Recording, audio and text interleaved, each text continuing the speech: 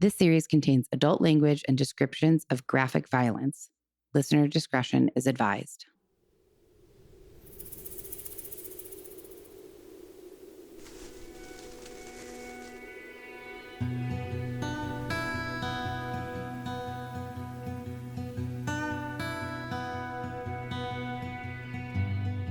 Hello, and welcome back to Death by Southwest, the podcast where each week I share a different grisly murder story unique to the American Southwest, while my sister and co-host tries to piece together the clues and unravel the mystery behind each of these heinous crimes. We are back this week with part 2 of the victims of Robert Ben Rhoades, aka the truck stop killer.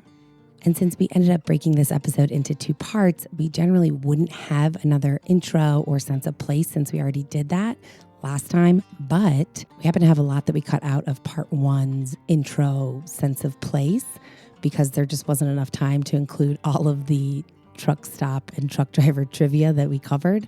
So we saved that and we are going to put it at the beginning of this episode.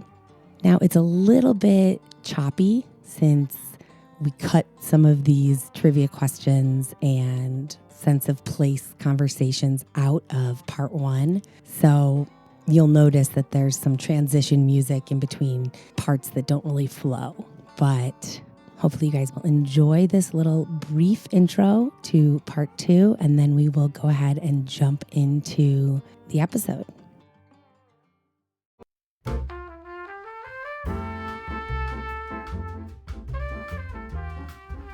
Some more truck driver lingo. If a truck driver refers to something or a driver as a bumper sticker, they are calling them that because that driver is a bad driver, a truck with a large load, a cop, or a tailgater. A tailgater. Totally correct. I could have said that without the multiple choice. I figured you could have. You know what I actually wanted to do, and I didn't. I wanted to include in this question reminds me of it, is common or funny or something bumper stickery to do with trucks. Do a lot of trucks have bumper stickers or no? Is it mostly cars probably? I imagine, yeah, trucks, yeah, they're like a company truck. Could you take the french fries out of the oven for me, please? So I don't have to get up. Okay. You should keep that in. Yeah, I think they can't, except for the ones that say like stay 6 feet back or call if it's a bad driver. Yeah, that's true. Because it's like either representing a truck company or a company like Shamrock Farms. Okay, so you'll understand why that, like I thought, bumper sticker, because there's something in this story today that makes me think of bumper stickers. So someone who listens, like a truck driver who has their CB radio on, is listening all the time, but never speaks. What are they referred to as? I should have multiple choice for this because it's weird. I don't know, but the first thing I thought of is like when I'm on a work Zoom meeting, like with my colleagues. Uh-huh. That's me. Yeah. I'm always on, but I'm never talking. Okay. Okay. So when the truck driver is always listening into the CB, but never contributing. Yeah. Not a looky-loo because he's not looking, but a listener-loo. I don't know why. That would make more sense than this. They're referred to as reading the mail. Which I don't understand why. Like, I don't see how that correlates. Because a looky-loo, listener-loo, like, yeah, I get that. Reading the mail? Well, it's maybe like observing. You know how it's not that it's illegal, but like, oh yeah, you're getting all the info, reading someone else, getting all other people's info. Yeah, I get that. No, I see where your brain went with that. I get it. If you compiled all the trucks in the U.S., they would be 1 truck short of touching Mars. They would kiss the moon. They would span across the world 1.5 times, or there would be enough for every American household to own one. Number 3, or C. They would span across the world 1.5 times? Yeah. They would kiss the moon, which I'm not sure. Is that which is longer? Ooh. Meaning they would go from the edge of Earth to moon. To the edge of moon, yeah. So is that longer distance than around the Earth. I feel like I should know that. Also, maybe, well, no, because the moon stays in, I was going to say maybe it depends on where the moon is, but depends on where the same Earth. distance always. Yeah. Okay. If I say I'm gonna go pay the water bill, what am I doing as a truck Getting driver? gas. No. No. Washing my truck. That would make sense, but no. Paying the water bill. Does it actually involve money transaction? No. Okay. Pulling over to pee. Mm-hmm. Oh. Stopping to use the bathroom. You are absolutely correct. Huh.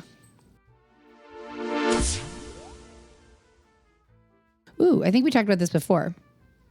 How many hours can a driver operate their vehicle in one day maximum? 16. 11. Oh. That's not, I mean, that's a long day's work, but I think that's good. It probably keeps... It forces people to be safe because 11. Well, that's the purpose, right? Yeah. I mean, it is. Yeah. Because otherwise people get tired or whatever. Yeah. They haven't fed themselves if they don't have that cool, fully stocked mini fridge. How long is the longest interstate highway in the U.S.? Can you tell me which interstate it is? I can tell you it's Interstate 90. Okay, yeah, that's what I mean. I don't know where that is. It is. I like want to tell you where it runs from, but then you'll be able to guess how long it is probably. I mean, no. But, okay. Oh, okay. You want to know or you want to just No, guess? I'm just going to guess Okay. and then I want to know. Interstate 90. No idea I don't know if I've ever driven on it, but I'm guessing it is 772 miles. Wow. Wrong? Yeah. It goes from Seattle, Washington to Boston. Oh my gosh. It's so many more miles. It's 3,100 miles. Whoa. And Interstate 80 is the second longest, and it runs from Teaneck, New Jersey to San Francisco for 2,900 miles. You could take one, and it's probably not the most direct or quickest route, but that's Right. cool. You could take one. From one side all the way to the other. Yeah. Oh, wow. 2,900 miles. Yeah. 3,100 miles. It's long. Interstate 90 And and Interstate Interstate 80. Also, I have a question that Yes. I'm going to write down, but like, what's the difference between, well, I know interstate means between states, but like highway versus freeway versus other ways. Highway, freeway. You know what I did find.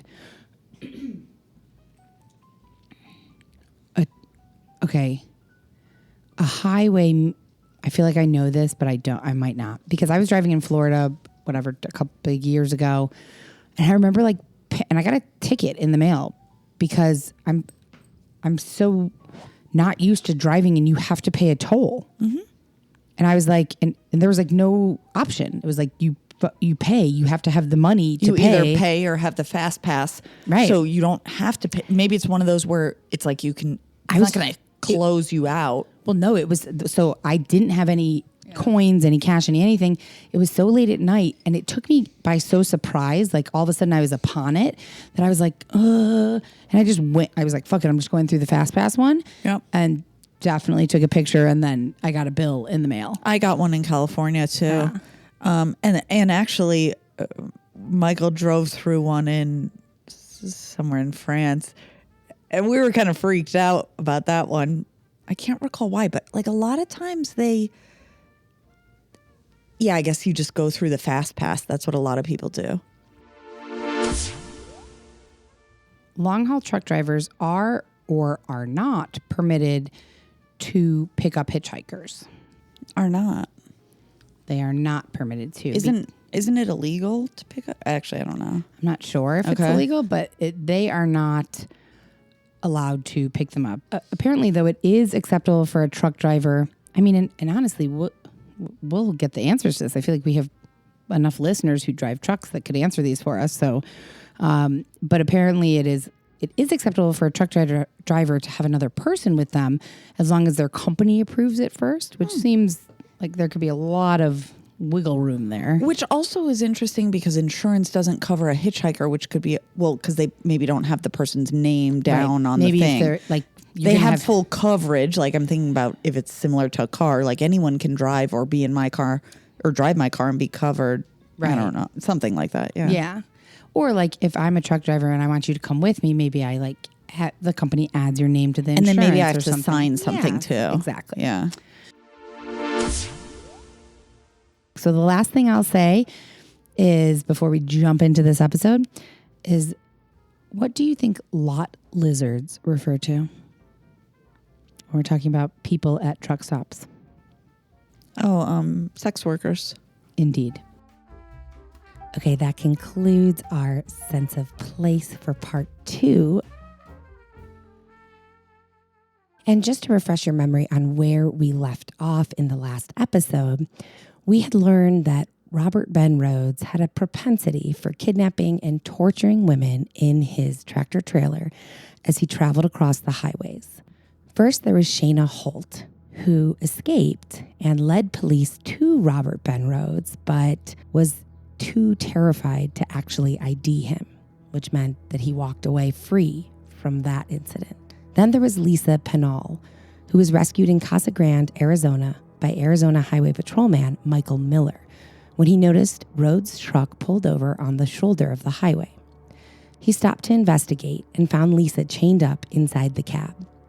This incident landed Robert in jail for 6 years, during which time the FBI began to dig deeper into his life and past, including searching his apartment. And what they found in that apartment led police to believe that Rhoades had not only harmed many other women, but had very likely killed them.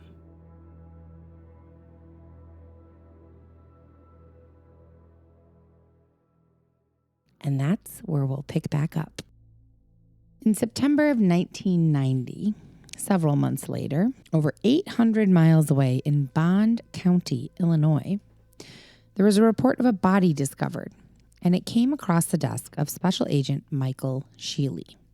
He drove to the rural area of Bond County and spoke to the local officer, who explained that a farmer was donating his barn to the fire department. I'm not sure exactly what that means, but they were going to burn it down. And before doing so, he did one final walkthrough to make sure there's nothing left inside. He didn't really use the barn that much, from what I understand, but it was kind of an extra barn on an area of his property that he didn't use much. Maybe he was donating for training purposes. You know what? That totally makes sense. So he wanted to make sure there was nothing left inside. He did one final walkthrough, and on this walkthrough, he discovered what he believed to be a badly decomposed human body in the hayloft. Because he probably only went out there, Rarely. like once every few weeks to a month? Because he had if he lived on a farm. He had a big property. He didn't use this barn anymore. It was essentially abandoned. Right. So why would he go? No purpose to go there, check it out, investigate. Exactly. Right. Yeah. So this was, right before he was about to turn it over to the fire department, he discovered, he thought they were human remains. And upon further investigation, it was determined that, yes, this was human remains. And forensic examiners were able to figure out that it was a female body that had been in the barn for about 6 months. The female was around 14 to 16 years old. And they were able to determine that she had been bound up with wire ligature. Her hands had been strung up above her head and tied to a beam in the barn. And after enduring what they suspected was pretty extensive torture, she had been strangled to death with a wire ligature. I'm going to say ligature because I don't know how to say the word that they actually use, which is a wire garrote, I want to say. How do you spell it? Garrote. Garrote. I don't know. All right. Well, either which way, it means this, like strangulation. It's like a wire. Yeah. A wire strangulation. Uh-huh. So that's all they could determine, basically, that how she had been killed, how she had been kind of kept in the barn and tortured. But she had no ID, no clothing, and the body was about 6 months decomposed. It was hard to tell much more than that. So police thought, well, we'll look at missing girls in the area, and that'll help us. At least we know about how old she is, whatnot. Well, maybe not, though. Yeah, not at all, because they determined that they had about 950 missing girls in the area in that timeline that also fit her age and description. Well, and also, I didn't even know that, but I was thinking if this was the truck killer, this could have been a body of a person who was from a different town, a different county. And you're absolutely right, because Agent Michael Sheely, since he couldn't really find anything that matched perfectly to this in the area, he sent out details of the victim to the missing persons departments across the country, all over, hoping that someone might be able to help. And eventually, a detective in Pasadena, Texas, got back to him. The detective said it possibly matched the description of a missing girl from Pasadena, Texas, Regina K. Walters. And the reason that this kind of set off alarm bells in this detective's head in Texas is that not only was their daughter Regina, who was 14 when she went missing, she was missing, but the family had received an anonymous phone call shortly after she disappeared. Regina's father had received a call on his unlisted number. So this number was not publicly available, not anything. Though really the only people who had this number was family, was his wife, was Regina. And so after Regina went missing, he received a call on this number. And even though he didn't recognize the number, he answered. And the caller said, "I know where Regina is. She's in a barn and I've cut her hair." And Regina's father asked immediately, "Is she still alive?" But he never got an answer because the caller hung up. I'm guessing no. After hearing about the phone call, Agent Sheely in Illinois said, well, maybe this missing girl from Pasadena, Texas, this seems very similar. This could definitely be it. And asked if the parents had dental records, which they did. And dental records confirmed that the body in this barn in Illinois did belong to Regina Walters, a 14-year-old girl who had gone missing 6 months earlier from Pasadena, Texas. I have a question. Yeah. Dental records. Like, we all have them. You and I have been to the dentist in our life. Right. The last time I went to the dentist was a year and a half ago. Prior to that, maybe 10 years. I don't have dental records in my home. But if I went to the dentist a year and a half ago, if I got murdered, I'm not trying to make this about me, but if I got murdered, someone might be able to find those. Absolutely, we'd be able to find them. Like, if you were murdered, we would go back to every dentist you've ever been to. Michael knows my last dentist.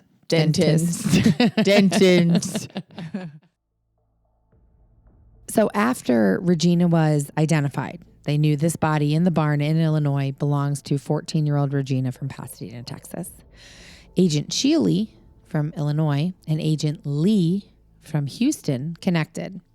And remember, Agent Lee found a stack of photographs in Robert Rhoades' apartment in Houston. With the women pictures. And particularly one girl, like a lot of pictures of one girl. The bruises that were there, prominent and then fading.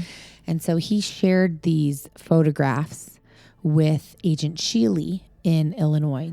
Well, the photographs to identify the young person would have been impossible for me from being out there. But the barn that she entered, I knew every square foot of that barn. I had seen that barn for days and days. And so the minute I saw the photographs of her entering the barn and going into the barn loft and the beams, it just gave you that eerie feeling that that's exactly what had to happen here. And so we were on to this case. He had chronologically photographed her. The most telling for us was how he had taken photographs and staged her death, and had staged them during the course right before he'd killed her. You know, he didn't know Regina. He had not been working this missing persons case in Houston, but he knew the barn because he had been examining it for days. Remember, these pictures, they had already found these in Houston, but he's now seeing them for the first time. And they showed this horrible story about this girl that he had just found the decomposed body to, that he had shaved her head, shaved her pubic hair, pierced her with fishing hooks and other instruments. He had dressed her up in a black dress and black high heels and seemingly photographed her throughout various moments of absolute terror. He was capturing the most horrific fearful moments. She was being forced to look at the camera Yes. and maybe even didn't. I haven't seen the photos. Have you? I have seen a few of them, yeah. The final set of photographs were taken moments before she was killed. And so what she was killed with, I did look this up, and I don't know how to pronounce it, but it's a balling wire garrote. I'm not sure. That same word. That same word. And it refers to a makeshift weapon or tool that is constructed using a balling or baling wire. It's a strong and flexible type of wire usually used for binding hay bales. And the garrote is a weapon designed for strangulation or choking. It involves using a wire loop or cord to apply pressure around a person's neck, cutting off their air supply. That's all it's created for. That is what it is created for. Not that wire specifically, but that garrote or right. garrote. That's that kind of. It's not the material necessarily. It's the shape. Right. Yeah. So to create a baling wire or balling. People are going to be so annoyed that I didn't look up how to say this. But a balling wire garrote. How do you say this? Garrote. A balling wire garrote? Garrote?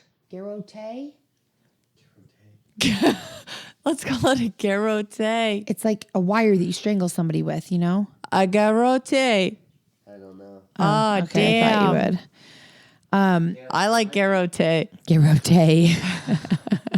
Well, we've become Jesus. French this evening. Garrote. I did look this up after the fact, and it turns out the correct pronunciation is garrote, not Garrett, garrote. So I apologize for the mispronunciation throughout this episode. Don't miss what happens next in today's episode. We'll be right back after a short message from our sponsors.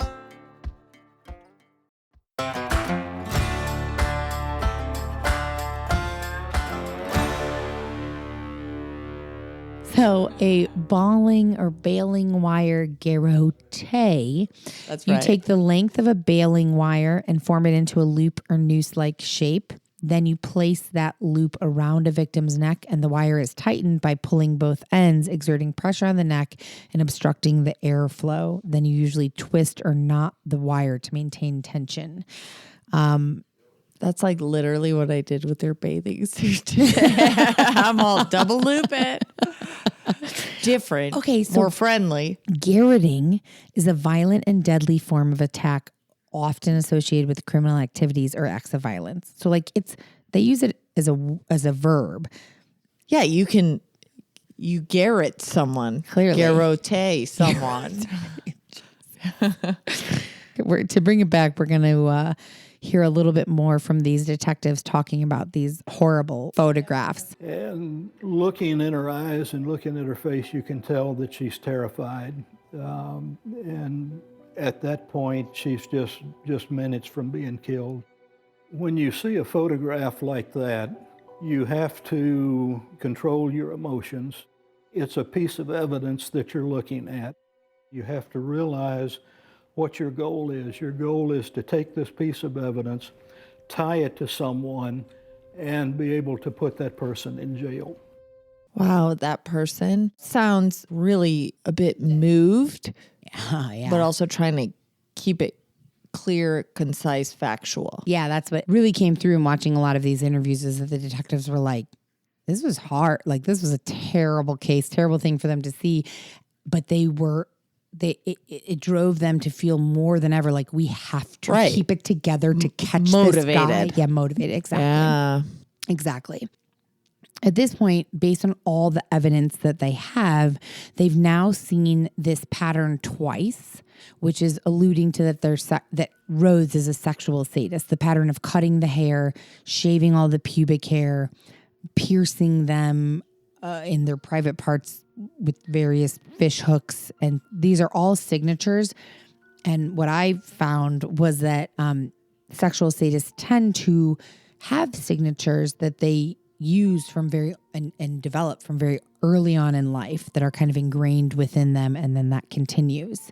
Police, as they continued to dig and explore this, they learned that Regina, this victim who was found in the barn, she and her 18-year-old boyfriend, Ricky Jones, decided to run away. They were hitchhiking on a highway when Rhoades stopped to pick them up.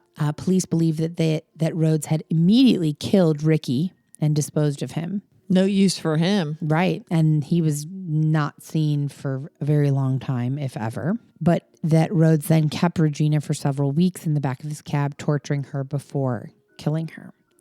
While police in both Texas and Illinois continued to work together to further investigate Regina's murder, while they were doing this, Rhoades was still in prison. Remember, he had gone to prison prior to this for 6 years for Lisa.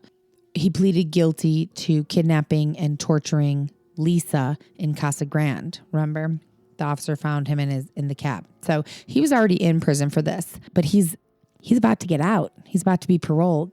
And so officers now have Regina's murder that they want to bring pin him on out him. and let's bring him back in. But they want to make a strong case against him so he was up for parole in 92. He was only in jail for 2 years before he was up for parole. He was sentenced to 6. Trust me, I have also 6. I know. But I won't go there now. But he was up for parole in 92. So they had to present enough evidence to the DA to get an arrest warrant before he was set free out in the world again. Because at that point, really, he could disappear. Like, he could get out of jail and disappear, and they could never find him. So they wanted to make sure that they had enough evidence for an arrest warrant so he never got out of jail. And right before he was scheduled to be released from prison in Arizona, the DA issued an arrest warrant for the murder of Regina Walters. Agent Sheely in Illinois, he flew to Arizona, and he served Robert Rhoades with this arrest warrant in prison in Casa Grande before flying him back to Illinois. And he remembers meeting Rhoades in person. He was cold, he was calculated. He didn't have any trouble looking you square in the eye and saying he's not involved. We provided him with the arrest warrant for murder. There's still no reaction, nothing at all. And so I had a 8x10 photograph of Regina, and I put it on the table in front of him, turned it around, and I said, "This is your victim." And that was the first time any emotion out of him. But it wasn't an emotion of sorrow or an emotion of something that he had done. He was angry. And he got up and said that the interview was over. He wouldn't speak to us any longer. On September 11th, 1992, before the case for Regina Walters' murder could go to trial, Rhoades agreed to a plea bargain again, pleading guilty and admitting to killing Regina so that he could avoid the death penalty. Multiple people who were present in court that day recall that he pled guilty with a smile on his face, seemingly enjoying the pain and all the chaos that he had created for months and realistically years, even though nobody knew it at the time. And that even though he had been in jail for several years at this point and was now going to jail for much longer for murder, he hadn't changed at all. He won maybe in his mind if he didn't get the death. He didn't get the death penalty. Yeah. This was 1992. For many, many years, he remained in prison for murder. That was it. There was kind of no more talk of Robert Rhoades or potential victims or anything, except one man in Texas Ranger Brooks Long, who had followed the case earlier, and 11 years after Rhoades had been in prison for the murder of Regina Walters, Brooks Long began investigating other disappearances that had happened around that time. I would say that he had the ability to be Dr. Jekyll and Mr. Hyde. He was able to coerce people to trust him and gain confidence in his good old boy laid-back attitude. But once he had their trust and their guard was down, then you saw the real Robert Ben Rhoades come into play. He didn't believe that that's it, that this is all that Robert Rhoades had done. So he began investigating the disappearance of 2 newlyweds from Seattle, Washington, Patricia Walsh and Douglas Ziskowski. They had been missing since January of 1990. They left Seattle in November of 1989. They left all of their belongings behind, and they hit the road trying to hitchhike to Georgia, preaching the Christian gospel. And so initially, back in 1999, they left and they told people what they were doing. They were going to travel the country preaching gospel. But then very quickly, no one ever heard from them again. So when they initially disappeared in 1990, their family searched extensively for them. And not long after their disappearance, literally weeks, like late January of 1990, they left in November of 89. They left Seattle, kept in touch. 2 months later. 2 months later. Right. Kept in touch. And then no one heard off. from them. And then in late January of 1990, a body was found near Interstate 10 east of Ozona, Texas. It was believed to be Douglas. But there's no identification. He had no clothing on, so it was hard to be sure. And it took about 2 years for them to obtain dental records and then confirm that this was Douglas's body. And at this point, Patricia's now 2 years, they've found Douglas's body. He was dead months after they left. Patricia's family, I don't want to say gave up hope, but was trying to find some closure in that perhaps she was not going to be found. There were no witnesses, no real suspects to link to the crime, and this case kind of ran cold. Douglas's body was found. They didn't know where Patricia was, but there was nothing to go on. Until Texas Ranger Brooks decided to look into it many, many years later in 2003. So he decided to re-examine the ballistics report from Douglas's murder because Douglas had been shot in the head multiple times with a gun that's called a Jennings J22 semi-automatic handgun. And they determined that by the bullets that were in his head as well as the casings that had been at the scene when he was found in January of 1990.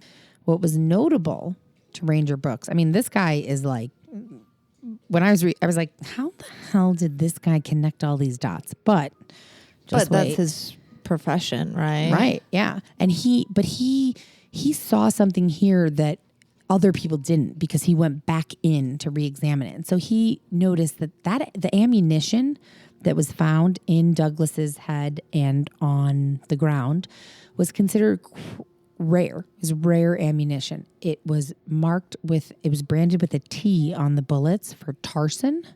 So someone specific. Very specific. And initially this had ruled Robert Rhoades out. So he had apparently been a questionable suspect back in the day, but because the ammunition that they found in his truck when he was arrested, remember, with the woman with the horse bit in her mouth? Yeah. It was a box of Armscore is what the ammunition was called. That's what it was marketed under, Armscore. Nobody really looked at it further. But Ranger Brooks somehow knew a lot about ammunition. And so he contacted the Casa Grande police and he said, can you look into this ammunition? I need you to not just look at the box. I need you to open it up, take out the bullets, and tell me what is on this bullet. A T. A T.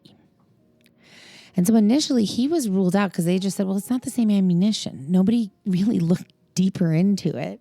So it was in a different box, but it's the same ammunition that killed Douglas. And it's a rare ammunition. So this was the first real clue that Ranger Brooks was like, there's more here. This connects them somehow. So he thought, okay, so now I can connect Rhoades to Douglas's murder. Can't prove it, but can connect it. I need to look for other connections. So he began searching nationwide for reports of an unidentified 20-something redhead who would have been shot with a Jennings J22 and found naked with no ID around this time in the 90s. Redhead kind of cuts it down. Yeah. And so he put out this report across the country. After a while, he was contacted about a possible match of a body that was discovered by deer hunters near the mouth of a canyon in Utah back in October of 1990, but it had never been identified. So Ranger Brooks spoke to the chief deputy, who explained that the case was unsolved, but the bones were still in an evidence vault because it had never been solved. He also told Brooks that the casings and bullets found at the time matched a Jennings J22. As Ranger Brooks continued to dig, he found that the timeline also made sense because if Robert Rhoades had been traveling westbound, killed and dumped Douglas almost immediately, and then traveled a bit further, keeping Patricia captive, torturing her, and then dumping her, this would have made sense. So he strongly believed that these bones belonged to Patricia Walsh. And forensic scientists from the University of Arizona compared x-rays of her jaw from her dental records, and 13 years after her disappearance, identified that these were her bones in Utah. Ranger Brooks was determined to pin both of these murders on Robert Rhoades so that he would never get out of prison. But he needed more. And luckily, with advances in DNA, they were able to link DNA found on a towel taken from Robert Rhoades' truck many years ago. Bloody towel? Not that towel. It was a towel just in his truck, taken from his truck. And they were able to link that to DNA from Patricia Walsh's bones. She was in his truck. So in March of 2012, Robert Rhoades had served 20 years for the murder of 14-year-old Regina Walters, and he was about to be released once again. You don't want to miss what happens next in today's murder story, so don't go anywhere. We'll be right back after a short message from our sponsors.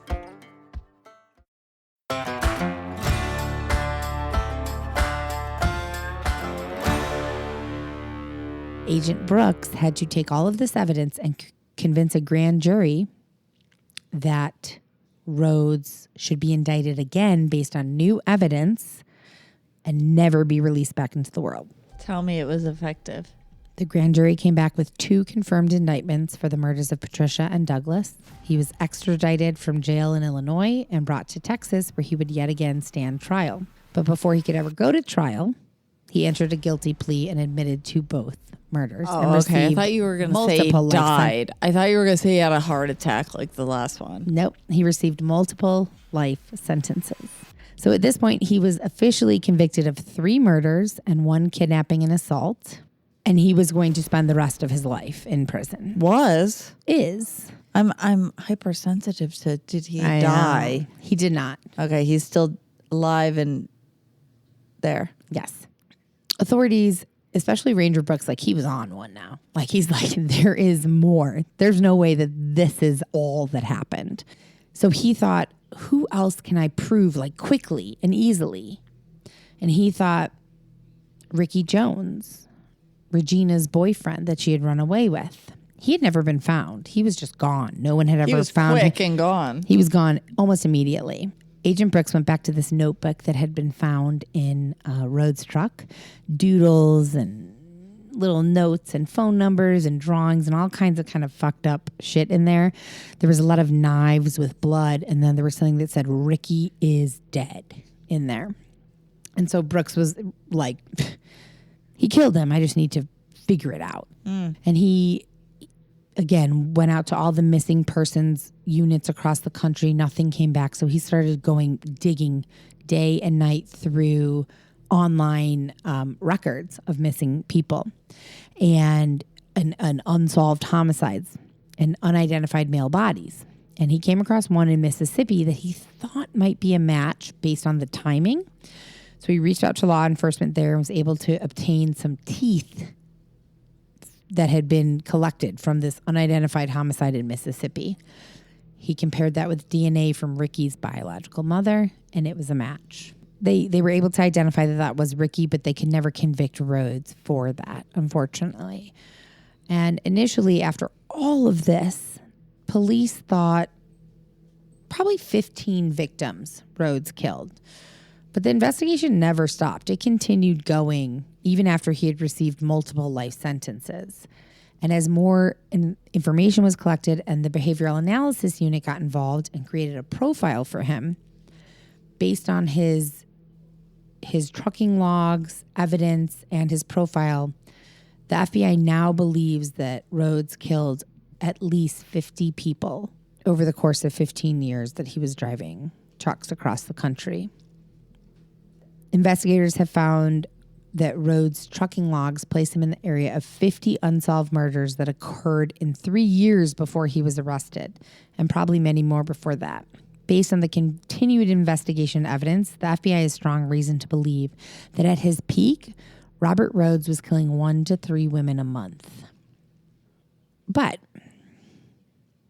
to end on a positive-ish note, if that's possible at this Whiplash. point. To look for some silver lining in this is that this could have gone on for a lot longer. If it hadn't been for that Michael Miller highway patrol officer in Casa Grande who stopped to check on his truck, he wasn't doing it. He just thought like, maybe let me look into this truck.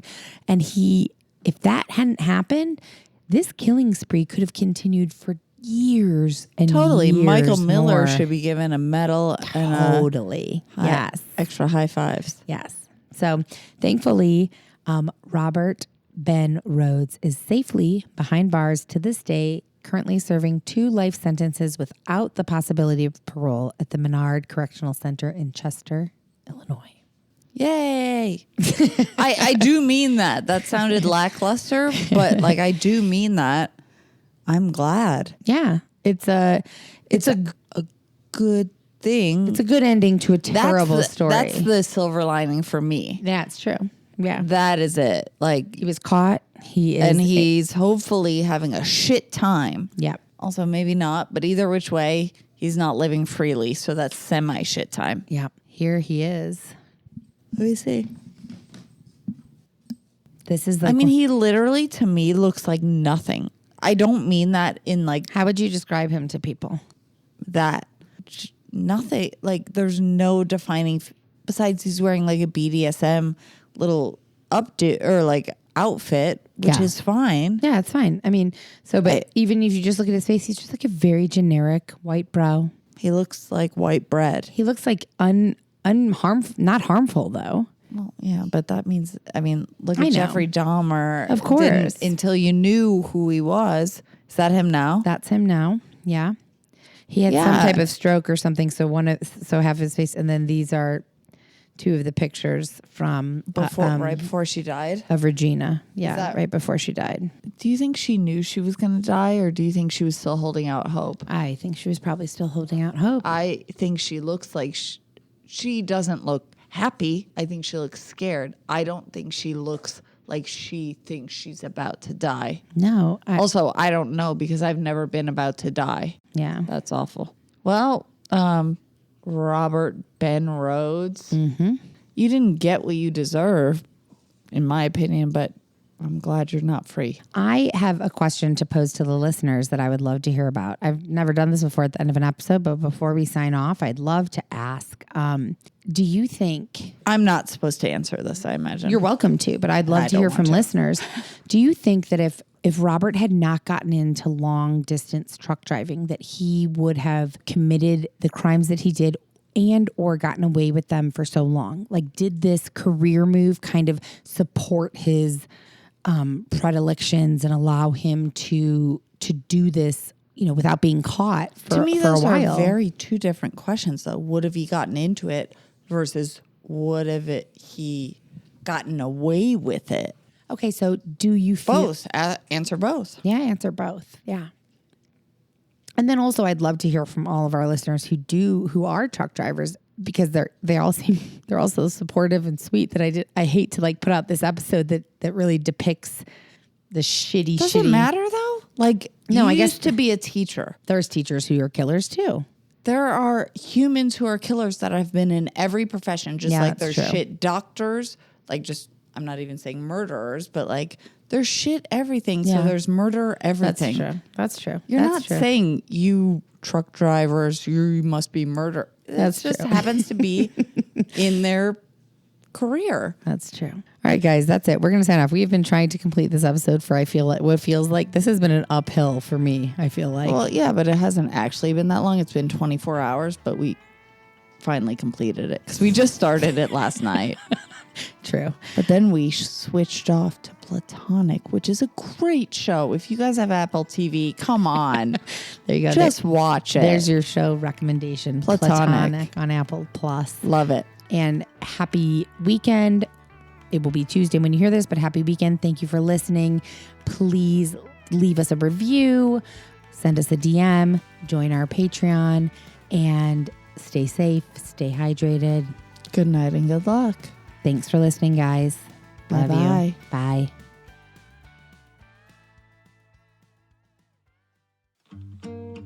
Death by Southwest is hosted by Jenna Schneider and Margot Carmichael. Executive produced by Margot Carmichael. Produced by Jenna Schneider. Audio editing and sound design by Margot Carmichael.